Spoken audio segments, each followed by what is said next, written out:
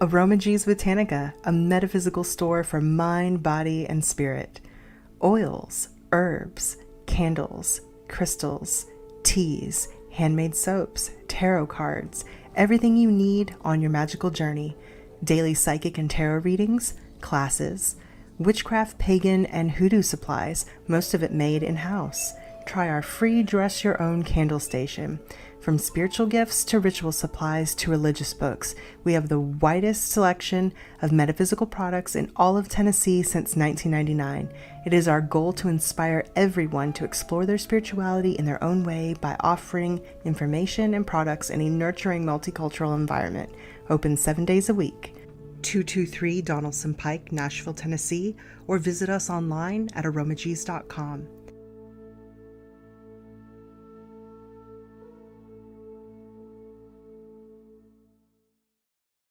Oh, fire, fire. Oh, fire. Call fire department.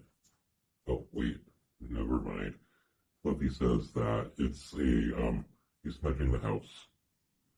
Yep, smudging the house. He's been stressing how important it is to indulge in psychic hygiene. Yep, move that energy. Well, okay, I'm gonna go over here and chew on Fluffy's foot. I'm gonna go smudge the foot so it smells better, get rid of all that bad juju. I don't want his other foot to fall off. Remember, look us up on With the Fluff.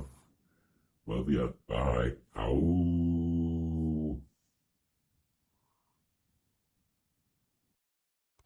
Sarah had been trying to write a book for ages, but she was still on page 1. Until she discovered SpeakYourOwnBook.com. Sarah teamed up with one of our trained writing coaches, who listened to Sarah's book idea, asked the right questions, and guided Sarah every step of the way. In 90 minutes, they had written the outline for Sarah's entire book. Within weeks, using the speak writing method, Sarah became a published author, both online and in print. Whether it's a textbook, an autobiography, a novel, or a children's book, SpeakYourOwnBook.com can help. Yeah! Visit our website today to download our free 50-question guide and schedule your free consultation. With Speak Writing, anyone can publish a book. Speak your own book today. You speak, we write. You're watching Speak Your Own Book, the TV show, on Pagan World TV.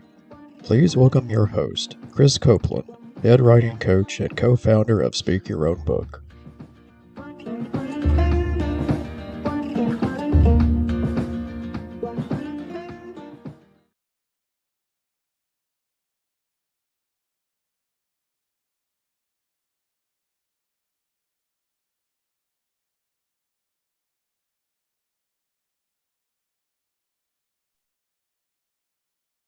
Hi, thank you for watching Speak Your Own Book, the TV show. And my name is Krys Copeland. I am your host today. And I have with me a very dear old friend, as well as one of my favorite authors, Catherine Blakely. Kat, welcome to the show. Thank you for coming. Thank you. Well, we're happy to have you here, and we want to kind of talk about several things that you do. First off, you're a priestess with the Correllian tradition, and so I want to note that first, that the reason you're on the show is because you're a pagan author. Now, when we talk about your book today, I want to give people a trigger warning very quickly, because the topic is not traditional paganism. The topic is based on true events from the life story of Kat herself, and her story growing up, and parts of it were added into the book. And so it's not necessarily a pleasant read, but it is an important read. So if you do have sensitivities to things like sexual violence or violence towards women, please don't listen to this. However, if you would like to continue, I think it will be highly useful for everyone to hear the story and understand its impact in society. So, Kat, first off, just tell us a little bit about the book and how connected it is to your life and your story. Well, there are pieces throughout part 1 and part 2, both, that follow my life and then my mother's life, my biological mother's life. But I did make it fiction as well. So, I mean, there are things that are added that have not happened. And so parts of it are based on your life, parts of it are based on your mother's life. And every single event, I want to explain that even though this is not technically absolute truth of what your life has gone through, this is realistic fiction, which means it has happened and it will continue to happen to young women and young girls all over the country. So can you tell us a little bit about the main character, Lily, and how she starts out at the beginning of the story? Well, Lily is just a little girl that isn't exactly given the best chance a start at life, but she's strong. People are generally stronger than they think they are, and they can make it through a whole lot more than they think. Yeah, absolutely. And that's something that I noticed through the book as well. The strength of this character, and really the true strength of her, is her empathy and her kindness, her ability to connect with people across all walks of life, and put herself in their shoes and understand what they're going through. And that was kind of a theme throughout the book, that Lily, despite all of the horrific abuse that she went through, she still came out a kind person, a decent person, a giving person. And that's a really touching story, to see that. And that also in real life, you have been through a lot of things in real life. And at the I know you on a personal level. You are one of the kindest, sweetest, most giving people I know. And so I'm blown away by how much goodness you continue to give out into the world, and as well as Lily throughout the book. Um, how did how do you believe, and why did this happen? Why didn't you go a different route, and why didn't Lily go a different route in life, where she could have ended up doing a lot of horrible things to other people, and instead she remained kind? Well, it's along the lines of trying to break a cycle, because certain things have happened throughout my family for generations ongoing, and I don't know, I wanted to be the one to stop that. I didn't want to be my mom, so Absolutely. I wanted to change it. And that's a really difficult thing that most people don't do, that most people don't have the strength to do, or maybe the resources to do. What strength, or what maybe resources or people came into Lily's life throughout the book, and how are those people related to real life people that you have met throughout your life? Well, her best friend that she ended up being with for a little bit, that didn't, that committed suicide.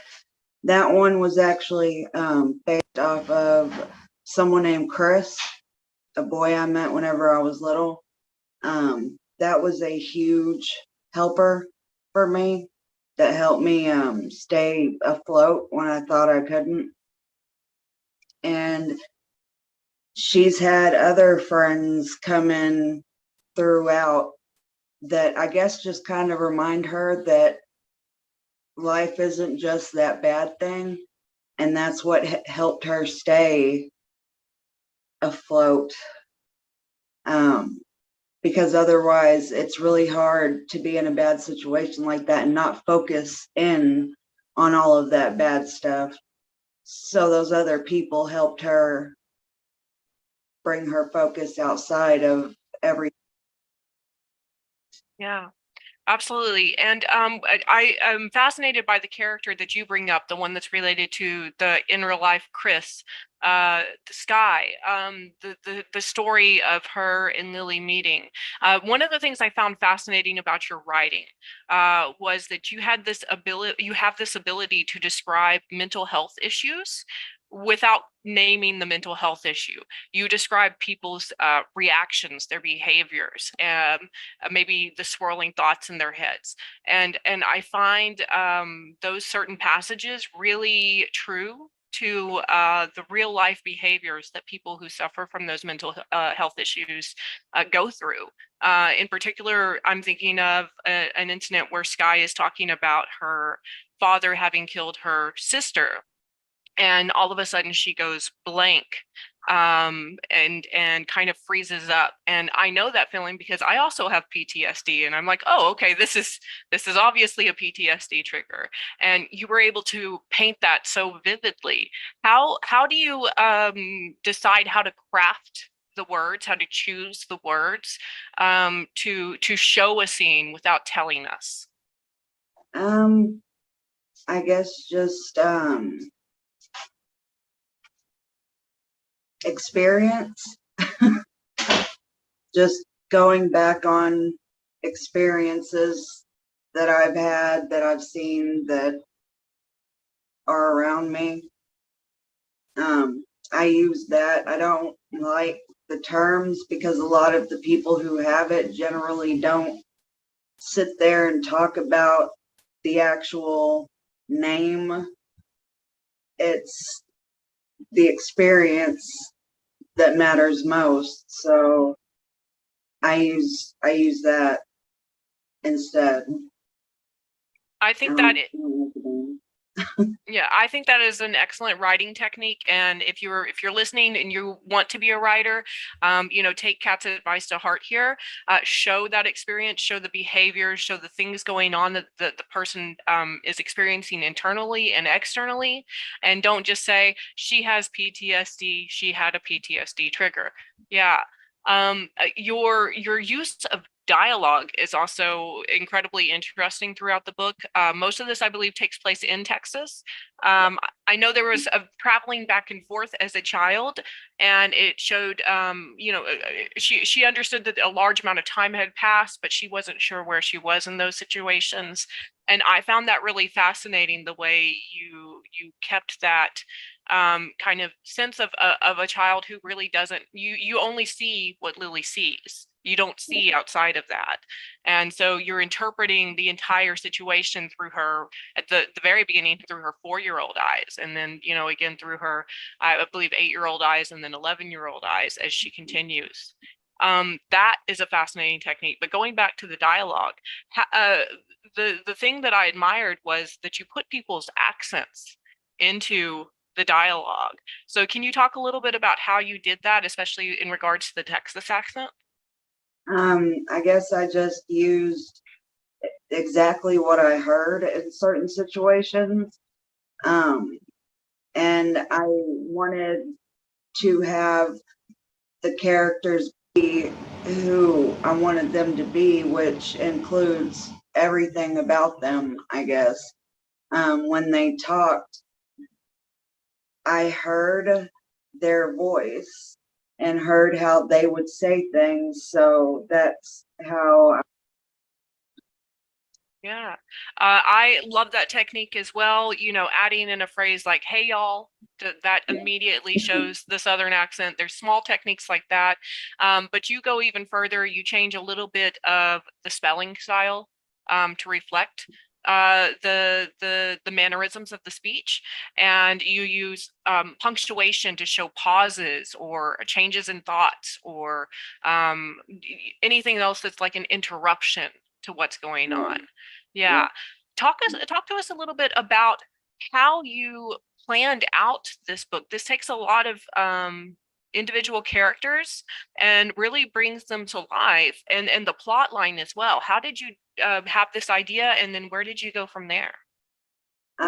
This one I've been writing since I was really little, and I always said the first book I published would end up being my story. and I wouldn't like stray from that. It was gonna be this story that I wrote first. As for getting ready for it, I tend to have a notebook that I keep for every book I write. And in that notebook, normally they're composition books, but I put different places throughout the notebook where I keep character information and place information and all the little details that I may or may not need. I make sure I have down in my notebook so I can go through it if I need to, so I can keep everything the way it's supposed to be. This one was really easy, mainly because of the experience of it, but that's how I outline my books. Yeah. I think that's a great way to do it, especially if you're, a tactile or hands-on writer, where you like to have those notebooks, you like to have those writing utensils, and really dig into it. And I love the idea of using character profiles. That's something that we encourage in our writing sessions with aspiring authors, to use character profiles to keep track of all that character information, to use setting profiles to make sure you're not changing the details halfway through the story. It's very the word continuity comes to mind with this. That's a very important part of storytelling, is to make sure that things don't happen to just change without reason. So let's talk a little bit. First off, I want to just show the audience very quickly what the cover of your book looks like. It's called Fate Won't Compromise, and I happen to just really love the cover art here. It reminds me of a very well colorized tattoo. I don't know if that's what you were going for, but that's what drew me into it. Was it looked kind of like a back tattoo, right? So tell me a little bit about the cover design and who did it and how it came about.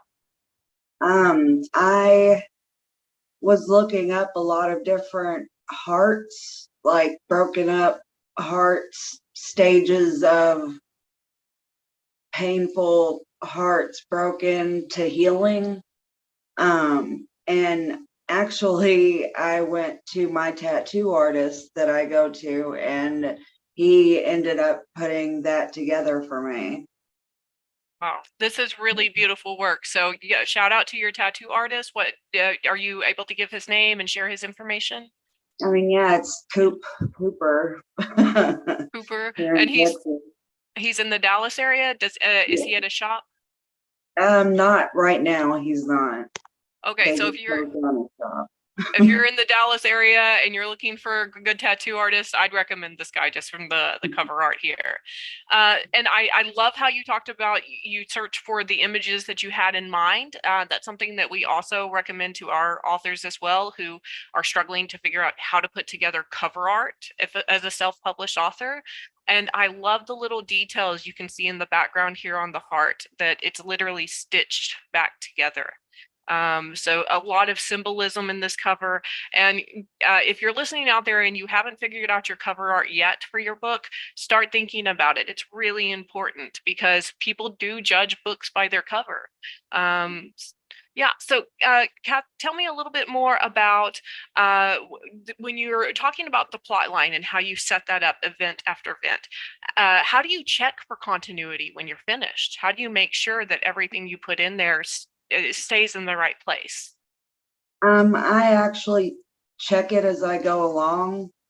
I continuously go back and recheck things to make sure that it stays like that.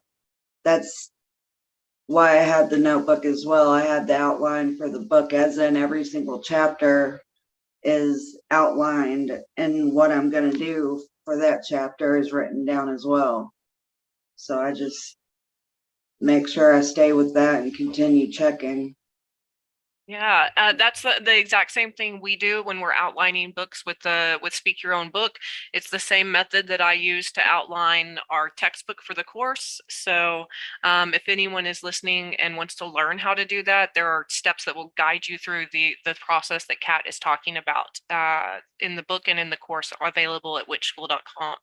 So, Kat, you talked about how this is your first book that you wanted published, which I find fascinating as well because as a writer, I've always been writing for other people mostly. I'm a writer for hire, and I have in the back of my mind that, I do also have a kind of and you're familiar with it, a pretty um, abusive childhood, and rising out of that, and obviously I want to point out that my childhood was not anywhere near as horrific as Lily's, but abuse is abuse, and so I don't want to diminish anyone's Exactly. abuse either. So I have this idea that I want to eventually write my own story, and I also have outlined mine, and I've written the first 2 chapters of it, but then I keep telling myself I'll wait for another 5 years and finish it up. What would you say to that? You can't, because I did.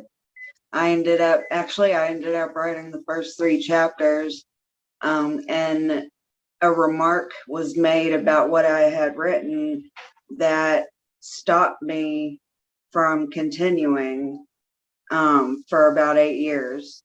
And somebody else read what I had written so far, the first 3 chapters, and their view of it was entirely different and was kind of along the same lines of what I wanted it to be, to help other people. So I then continued writing it. After doing so, it felt amazing to be able to have finished that, so I wouldn't procrastinate I'm going to keep that in anything. mind. Yeah, I'm going to keep that in mind because I've also been challenged to write another book for the Witch School course. This one's going to be an edition for fiction writing, and so I think it's I really need to finish my book at the same time that I'm doing this book so that I can show the process at the same time. So I'm going to commit to that challenge, that I'm also going to work on writing that other book this coming year, and hopefully both will be published. But Kat, let's talk about some of your other published works. I know you've got another book out. Tell us a little bit about that one. It's a fantasy world that I worked on for a really, really, really long time because I want it to be a series. And the first one is basically about a law change that affects the entire world at the end. But that world, the ancient Earth, is almost every different kind of species, you could think of living together along with humans and stuff. So it's, yeah. Yeah, I'm excited to get into this one. I plan on purchasing it probably later tonight. I have a few other things to do, but I want to get started on this book as well. I'm really excited to see where you go in the fantasy world after I've seen the realistic fiction that you can create. So I also want to point out the name of this book is Butterfly Dreams. It's book 1 in the Ancient Earth series, also under the title or under the author's name of Catherine Blakely on Amazon. Now, writing is not your only creative outlet as well. So I want to get into the other one in a minute, but I also want to point out to people that, as Kat has just described, creativity is a process that you go through, and you can learn. You can develop those skills over time, and you can continue improving. So that's something to keep in mind. So, Kat, tell us a little bit about your other creative endeavor with Witchy Kisses X3 on Etsy. Well, I do everything I do basically is artistically related. That's my talent. So I love to create things as well, making things like physically. So I began with, well, in the beginning, I started with just selling tarot readings, but then I started making jewelry because I found out I liked it after giving it a shot. And then now, actually, I still make jewelry, but I do resin work as well. Awesome. And I do notice here that you have several different things listed in the category section. So I kind of just want to point out a few. Obviously, we have spiritual jewelry for pagans. So that's a great thing to take a look at for our audience. And then I also want to look at the children's stuff. Now you have 2 children of your own. In the book, Lily also has children. And I won't get into detail about that too much because I don't want to spoil it for the readers. But what kind of children's jewelry do you like to make? Where's your focus with that? I just think about things that I would have liked when I was little. Just little things that I know would have been really pretty, would have caught my eye, that I would have wanted, I guess. And I use that. That's awesome. I like the way that you just, kind of remember what you would have been interested in as a kid and go off of that. So another thing that I wanted to look at was the altar tools that you make. You have planchets for Ouija boards and you have incense holders as well. How do you create these? Those are my resin pieces that I found out I love doing as well. And I have many other designs and items and things that I have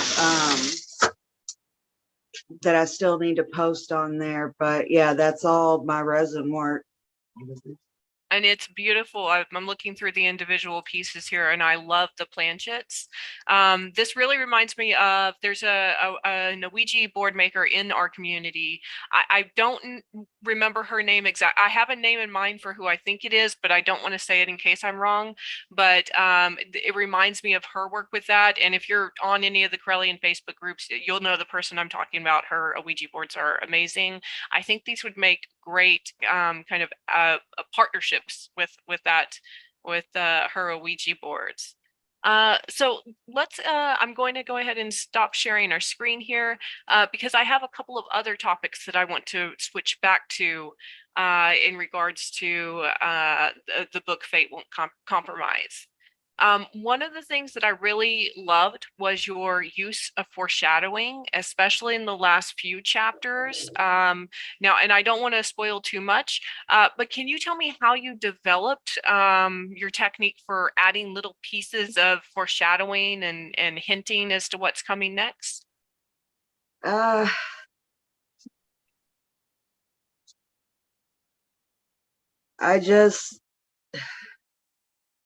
I had to give somebody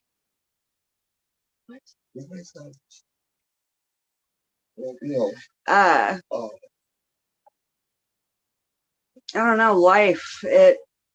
There's a lot of things that happen that we don't pick up on, a lot of red flags, a lot of instances that people tend to ignore and don't take into account that end up something much bigger. And that's just entirely too common. But that was an easy way to give a heads up without saying it, I guess.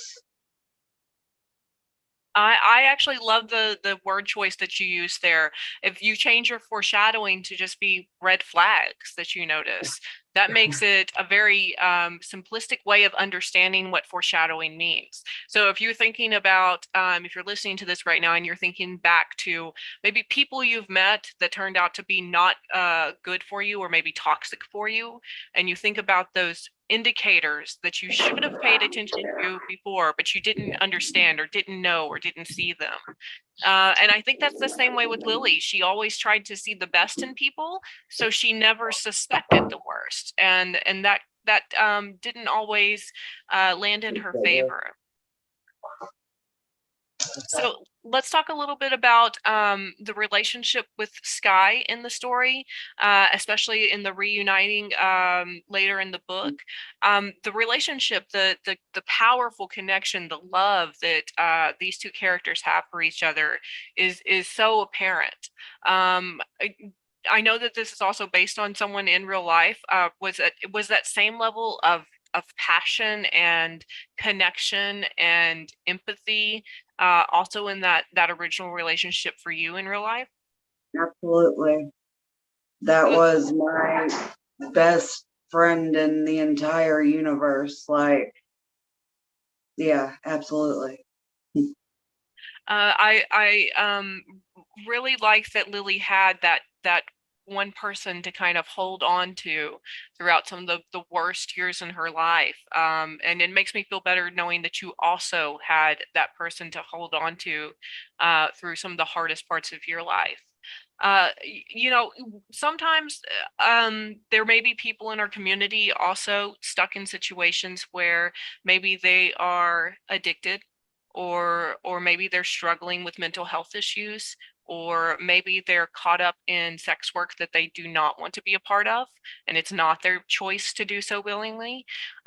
What advice do you have for those listening who might be still struggling with that?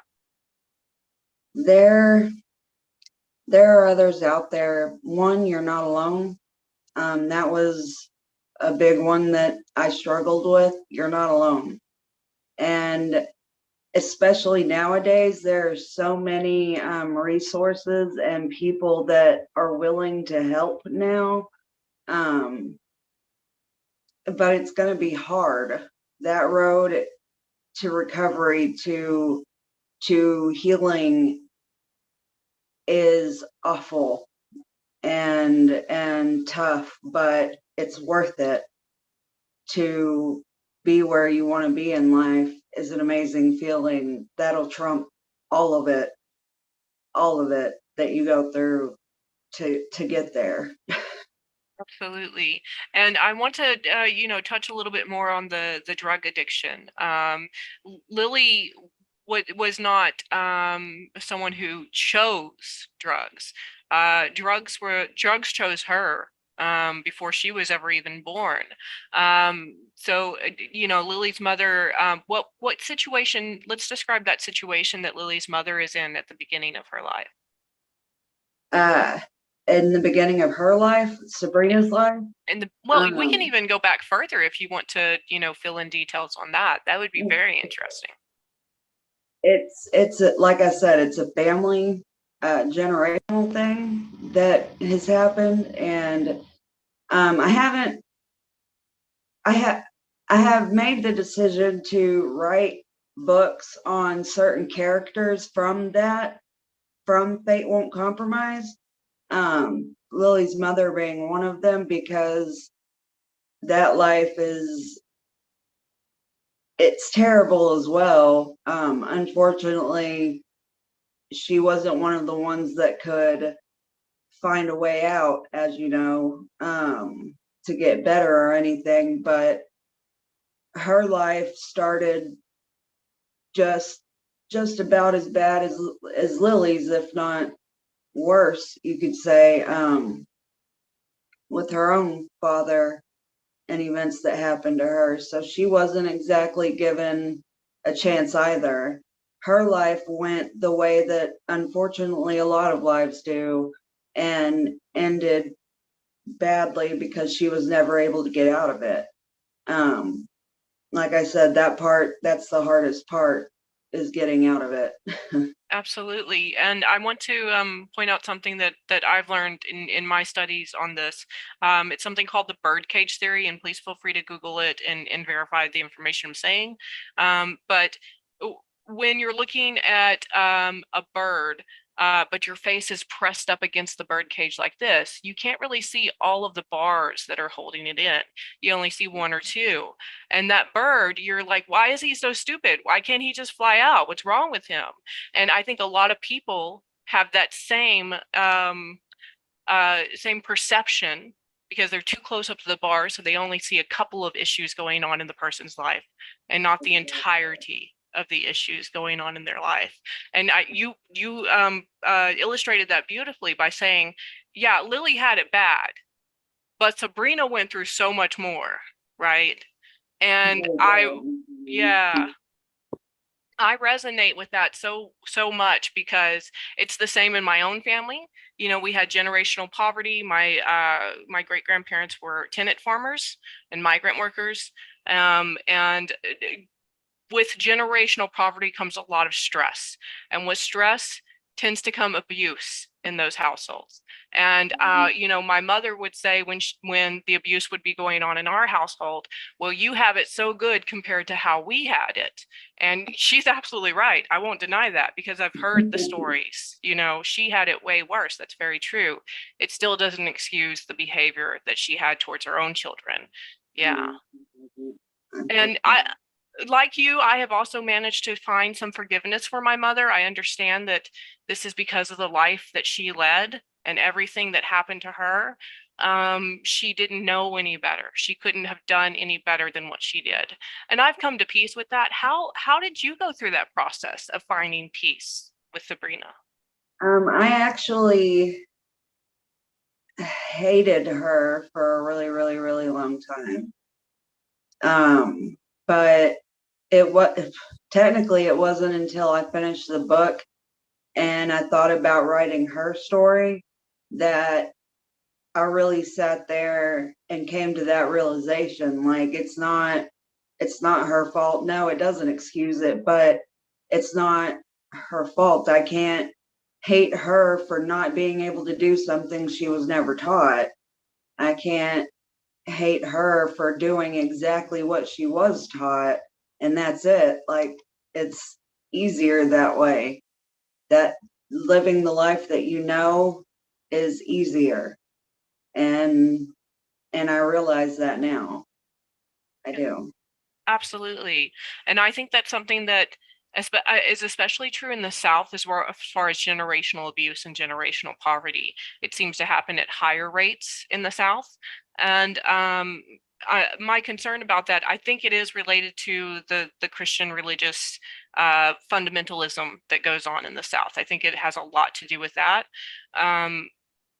But there's also just the sense of when you're poor, a sense of desperation, you know, just trying to survive minute by minute. And you could kind of, you showed that beautifully in the book when Lily would look at her mother almost as an idol, right? She idolized her when she was young. And I'm guessing you had that same idolization of your mother. Yeah. Yeah. So what are the, I don't want to just say, you know, that Sabrina was completely terrible, because while she had a lot of issues and in many ways she did terrible things, you had love for her. So tell me a little bit about the good things you remember from her. Well, it's not necessarily that there's good memories together. It's the fact that I saw that she wanted to make good memories. She wanted to be a mother.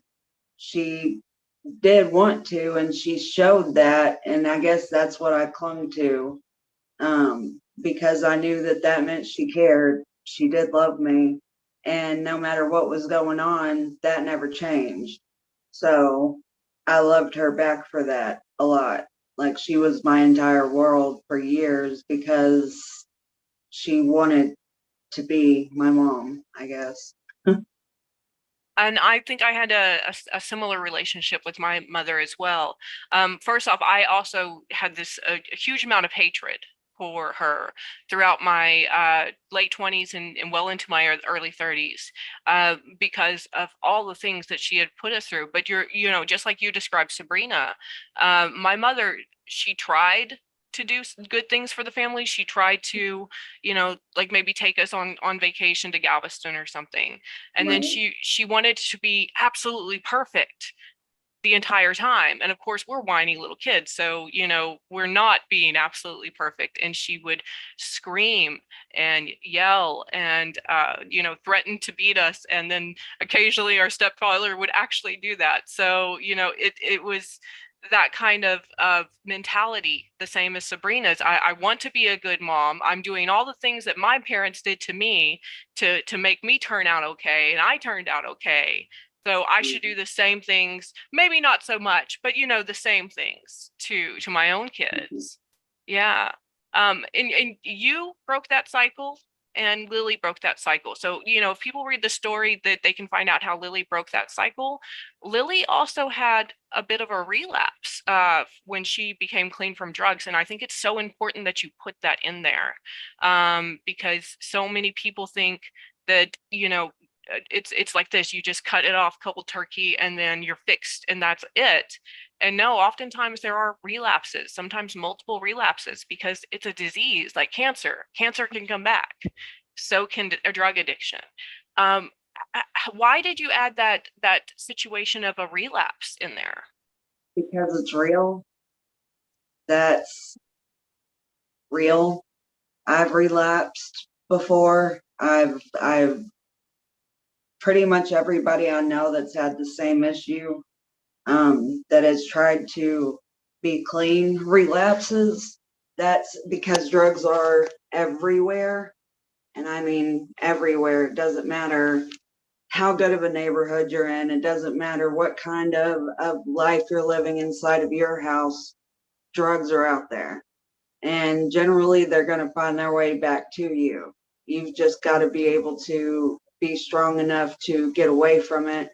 Or in her case, she relapsed. She tried not to, but she ended up relapsing anyways. And that's just the truth of how things go. Yeah, absolutely. I agree with you on that it is just how things go sometimes. It is a disease, and people have to understand that and stop. I like that the everyone around Lily, when she came back, when she asked for help, they immediately forgave her and gave her all the care and all the love she needed. And I'm hoping that was also the same for you in real life. Yeah, basically. I Good. mean, everything came back and got better than it was before too. I mean, relapsing is never easy. And of course, technically I've relapsed a few times, but the last time I did was the last time. That was 14 years ago. So I've been very lucky to be able to have gotten this far this time. And without the people I have around me, I wouldn't have. Absolutely. And we need, if we have people in our lives that are struggling with addiction, it is so important to show compassion and support and love, even through the hard times, because if you don't, it's the same as blaming a cancer patient for a relapse. So yeah. When we look at the story of Lily's life and the way she relapsed, I won't spoil how it is, but I want to point out that it was a relapse based on her trying to help somebody else. Yeah. And I won't explain how that situation happened, but I did notice that the 14-year-old that she was helping was named Kat or Catherine in the story. Was that a nod to your own 14-year-old self, or to yourself in some way? It's kind of, I guess, kind of I wouldn't say irony, but at age 14 is when I got heavy on meth. So yeah, in a way it was, I guess. It was kind of what I wished would have happened instead of what did. I see a lot of that throughout the book, of a reimagining of your life, you know, of maybe things that go differently. And even in Lily's life, even when things go differently, it's still not a it's a bittersweet ending. I will say that, a bittersweet ending. And you know, I was talking to my partner about the book yesterday, and he living in the Netherlands, where we have lots of support networks for people, especially people in sex work, people struggling with addiction, and we don't have those resources in America, unfortunately. But he didn't quite understand why people in America can't just go and get help when we need it. You know, that's just showing a little bit of his naivety, in that, and he realized immediately that he was being naive about it. But it really does go to that idea of people casting judgment, maybe, or assuming things about people. Can you explain a little bit why it is so hard, especially in America, to find help when you're struggling with these issues?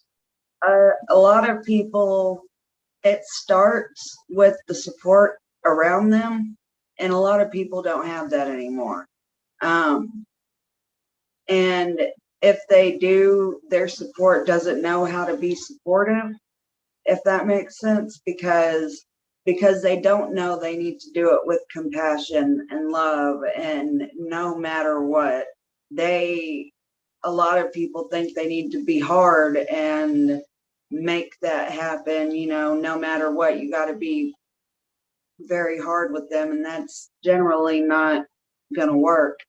And yeah, they do get judged immediately whenever they go somewhere to ask for help, and asking for help in itself is hard, is one of the hardest things anybody can do. So they have to get through those first steps to even begin to get help. Finding it and it being real help is really, really difficult here, because there's too many times I've been to rehab and, you know, met my next drug user that was my friend. You know what I mean? Like, they're not safe places. There are no safe places really for people trying to get better. Not anymore. So it's an issue. It's a huge issue. Absolutely.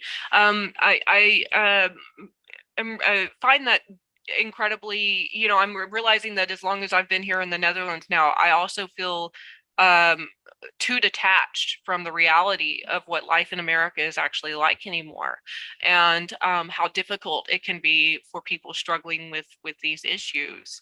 Um, if people are struggling, what do you know of, like, what do you recommend that they do? What's the first step they should take? Talking to someone, like really talking to someone, but that means to find somebody that they're comfortable with. But it's going to be hard. You're not going to want to tell somebody, you know, everything that you're feeling. A lot of people don't want to say everything they're feeling just because they don't want to hear it out loud. It makes it real. But you have to be able to do that in order to begin healing, and finding those people or one person that can help you, that you can trust, that you can talk to, that will be there no matter what a lot of people call ride or die. Those people are some of the most important people you'll ever have in your life, and you need to go there and talk first.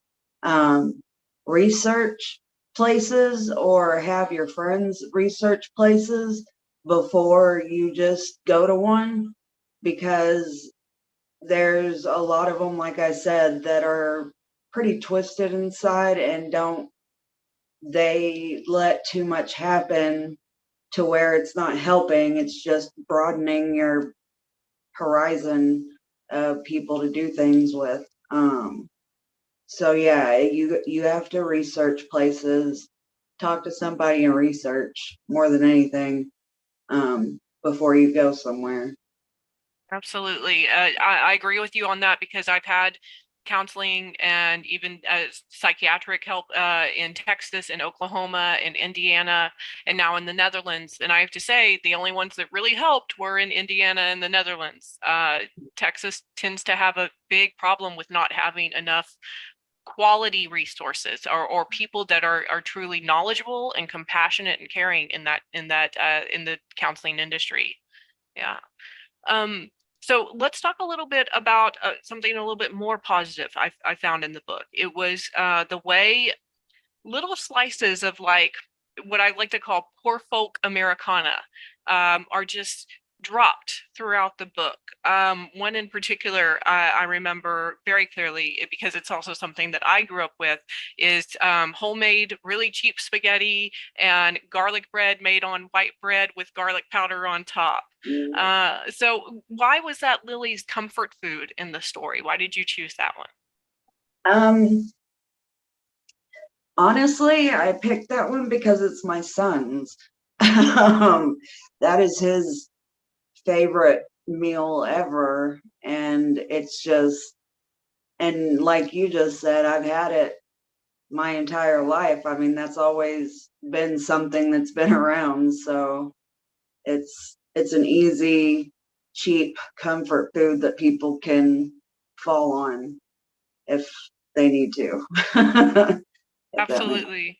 It's still one of my favorites. I'm cooking, well, my boyfriend is cooking it tonight. And so it's one that we have maybe once every couple of weeks too. That just kind of really cheap but good food. So let's talk about some of the other, how did you come up with the ideas for what places to include, how to kind of touch on the heartstrings of people who have also gone through that or also experienced those same things in America?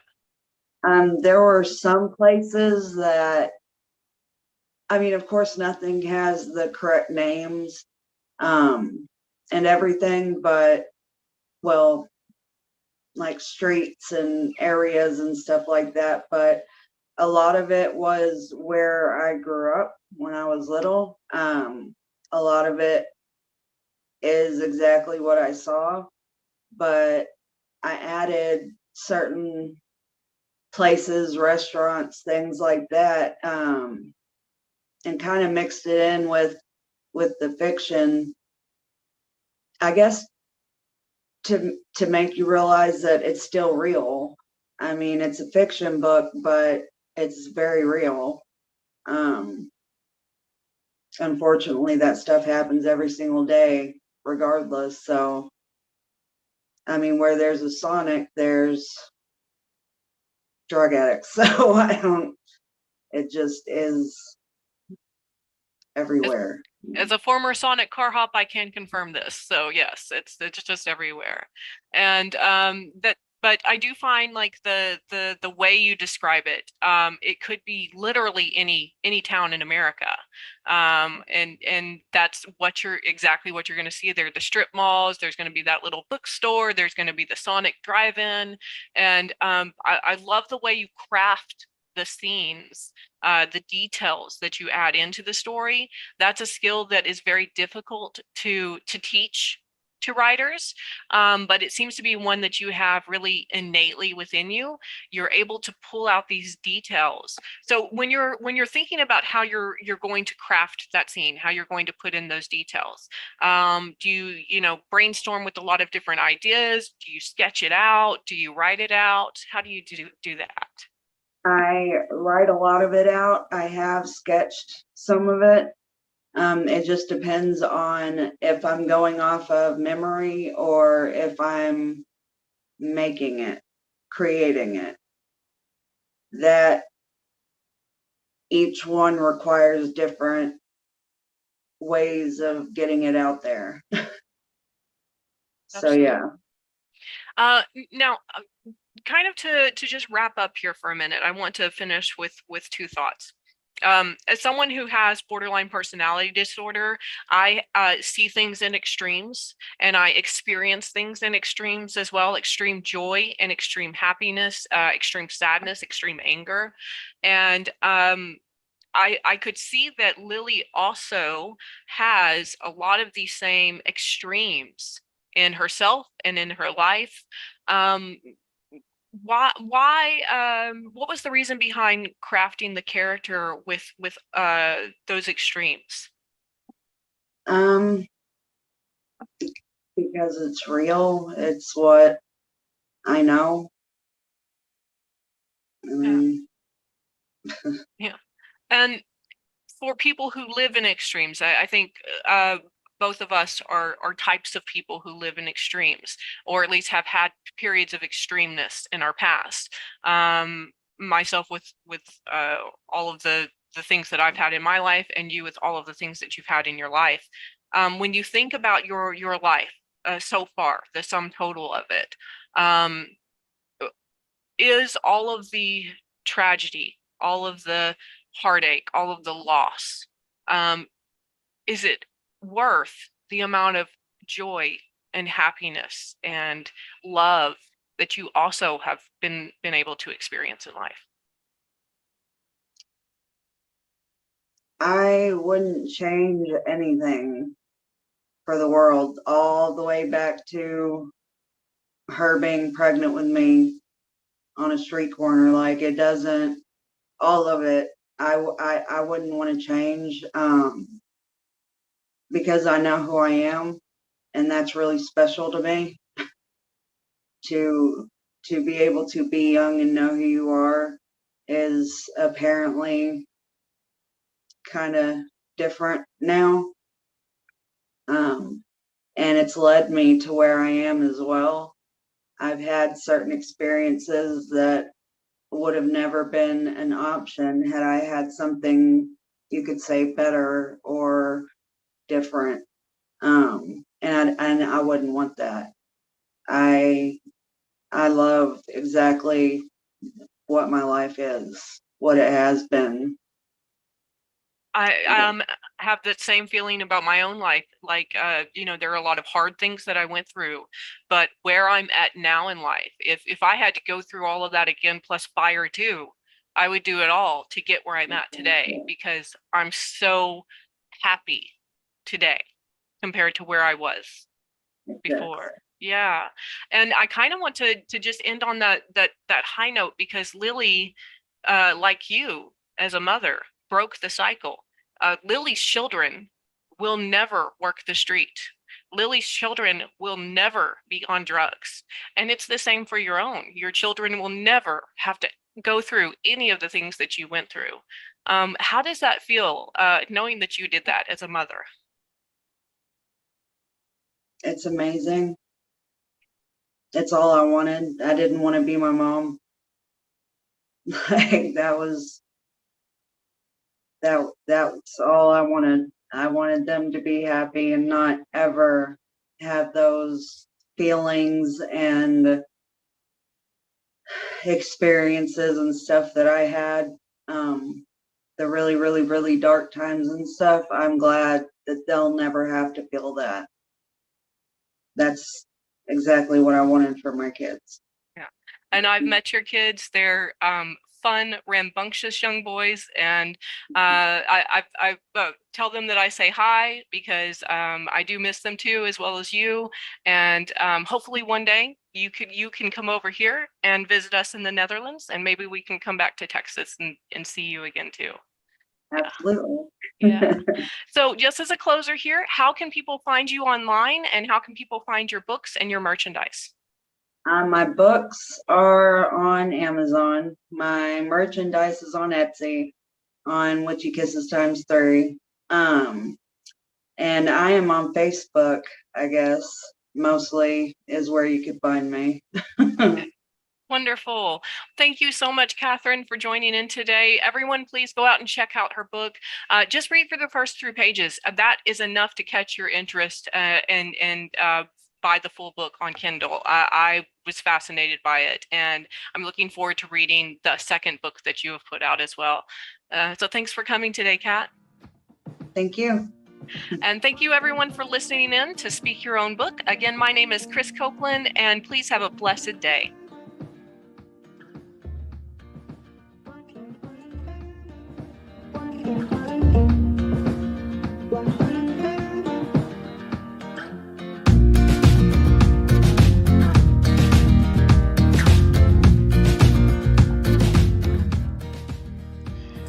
Thank you for watching Speak Your Own Book, the TV show on Pagan World TV, hosted by head writing coach and co-founder Krys Copeland.